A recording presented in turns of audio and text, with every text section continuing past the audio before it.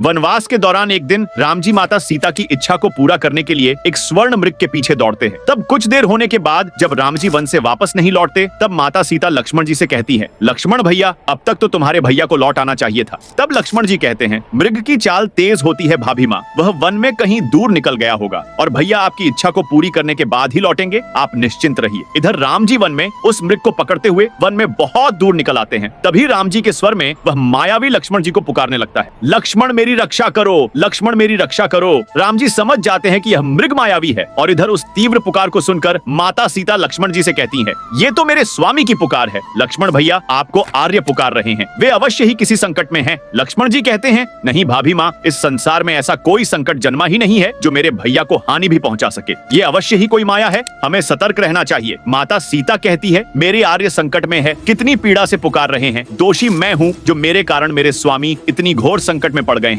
लक्ष्मण भैया आप अब तक यही है, जाइए और उनकी सहायता करिए। लक्ष्मण जी कहते हैं, भाभी माँ आप धैर्य रखिए, 14 सहस्त्र राक्षसों का अकेले संहार करने वाले मेरे राम भैया क्या एक तुच्छ मायावी के छल में फंस जाएंगे, ऐसा हो ही नहीं सकता। माता सीता कहती है, क्या तुम्हें उनकी करुण पुकार सुनाई नहीं देती? लक्ष्मण जी कहते हैं, भाभी माँ भैया ने मुझे यहाँ आपकी रक्षा करने का दायित्व सौंपा है और मेरा यहाँ रहकर आपकी सुरक्षा करना ही मेरा कर्तव्य है। माता सीता कहती है, और आपका धर्म ये भी है कि आप अपनी भाभी माँ का आदेश माने। लक्ष्मण जी फिर भी मौन खड़े रहे। माता सीता कहती है, समझ गई, आप भयभीत हैं माया से और जाना नहीं चाहते तो ठीक है, मैं स्वयं जाऊंगी अपने स्वामी की सहायता करने। ऐसा कहकर माता सीता वहाँ से जाने लगती है। तब लक्ष्मण जी कहते हैं, रुक जाइए भाभी माँ, आज जीवन में पहली बार भैया की आज्ञा का उल्लंघन करेगा ये लक्ष्मण। फिर लक्ष्मण जी अपने एक बाण से वहाँ चारों ओर एक सुरक्षा रेखा खींच देते हैं और माता से कहते हैं कि इस लक्ष्मण की अनुपस्थिति में ये लक्ष्मण रेखा आपकी रक्षा करेगी, इसलिए कुछ भी हो जाए भाभी माँ, आप इस लक्ष्मण रेखा को नहीं लागेंगी। ऐसा कहकर लक्ष्मण जी वहाँ से चले जाते हैं। दोस्तों आगे की वीडियो देखने के लिए कमेंट में पार्ट 2 जरूर लिखें।